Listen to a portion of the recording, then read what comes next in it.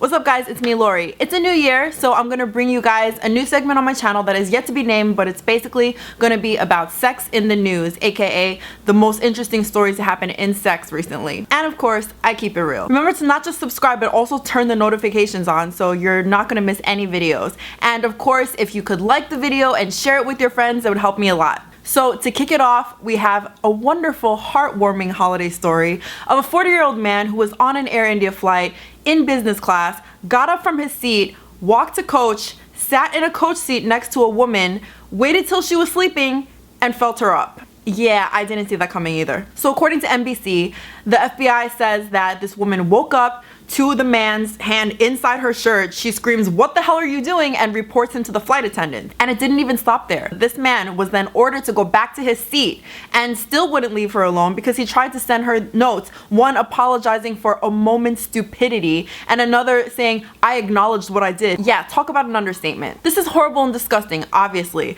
but I think the added element of being stuck on a plane with him is even crazier. I mean, I've been groped in the subway and there's only like a few minutes between stops, and that was bad enough, like being trapped in a subway car with the person who groped me. But this woman was molested by this guy and they were in the sky on a plane with nowhere to go. So apparently there are dozens of these cases every year and many more that probably aren't even reported. So my question for you guys is, what would you do in her case? What would you do if somebody felt you up, molested you, sexually attacked you on a plane, and then tried to apologize for it as if it wasn't a big deal? Next up is a story that, to be honest, is pretty thin, but the headlines were just so funny I had to share it with you. A sex therapist in LA told the Daily Mail that she believes the outcome of the election is actually having an effect on people's sex lives. The therapist, Kimberly Resnick Anderson, calls it the Trump bedroom backlash and says that because of Trump's misogynistic ways, and especially if their partners are supporters of Trump, it's totally making their sex drive go away. And hey, as a theory, it's really funny. Props to Kimberly for getting this bit of news into a publication,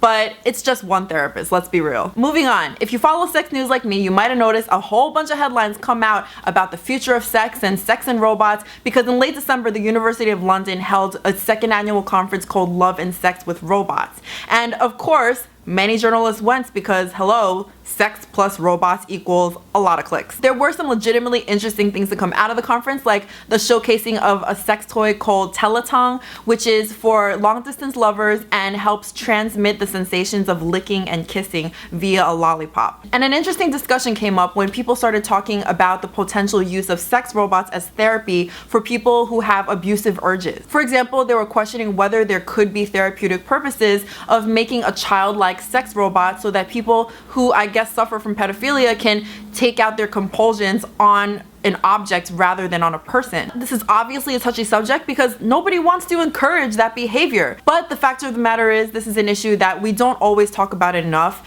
and maybe is worth consulting psychologists on. I'm curious what you guys think, because I've always wondered if maybe forcing people to hide their urges because they know those urges are wrong, does that help them control it, or does it maybe just make it happen under the radar? The next one is about a high school student in Oklahoma who allegedly impersonated an FBI agent, went online, solicited a sex worker, and threatened to put her in jail if she didn't do things for him for free. According to local news reports, he arranged to meet the sex worker at a hotel, and when he went, he realized that he wasn't actually talking to a sex worker at all. He was actually talking to an investigator at the Tulsa Police Department. So now he's the one in jail. Lastly, there were just some interesting reads that weren't exactly news, but I thought I'd share them. I'm gonna link them down below, which I think are really worth a read if you're interested in sexuality. One writer named Emily Witt wrote an op-ed in The Guardian about the serious challenges facing sexual freedom today, given the incoming administration and other regulations going on globally that just want to control the access that people have to healthcare depending on what their sexuality is. Another personal essay by Emily Yates is all about how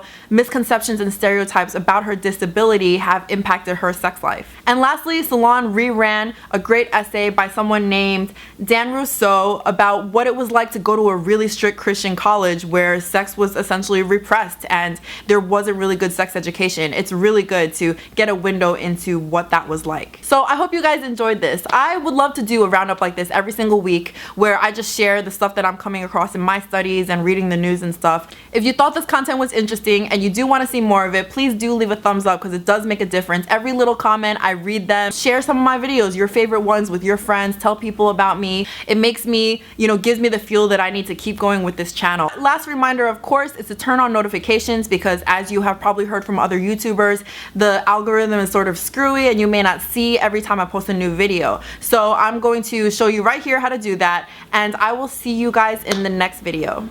Bye.